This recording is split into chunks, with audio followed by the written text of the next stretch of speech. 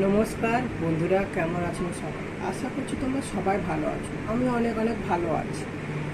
আজকে আমি ব্লগটা স্টার্ট করেছি শুধুমাত্র আরজিকর মেডিকেল কলেজ।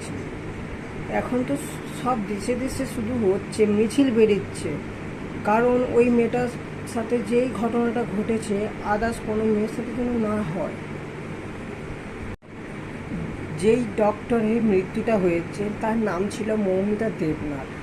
তার বাড়ি হয়তো আমরা জানি না, কিন্তু মেয়েটা 13 বছর ভালোবাসা পরিপূর্ণ পেতে চলেছিল নভেম্বর মাসে। আর এমন ঘটনা ঘটে গেল, তার ভালোবাসা পূর্ণতা পেল না। এখন শুধু মেয়েটা শুধু ভাবে কিভাবে আমাকে এত কষ্ট করে মারা হয়েছে, কেন, আমি কি করেছিলাম? এতে তো মেয়ের কোনো দোষ ছিল না। সে শুধুমাত্র কলেজে পড়াশোনা করে তার মায়েদের স্বপ্ন পূরণ করতে চেয়েছিল। এই যে আমি ছোট্ট একটা ভিডিওটা বানিয়েছি শুধুমাত্র ওই মৌমিতা দেবনাথের জন্য। আমি চাই ভগবানের কাছে মেয়েটার জন্য যেখানেই আছে সেখানে যেন ভালো থাকে, ভগবান তাকে সুস্থ রেখো।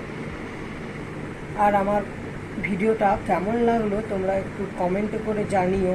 আর যদি ভালো লেগে থাকে লাইক করে দিও। আমার ফেসবুকে যদি তোমরা প্রথম হয়ে থাকো তাহলে ফেসবুকটাকে ফলো করে দিও। আর ইউটিউবে যদি তোমরা এটা দেখে থাকো তাহলে ইউটিউবের চ্যানেলে রনিত অফিসিয়ালে তোমরা সার্চ করে দেখতে পারো।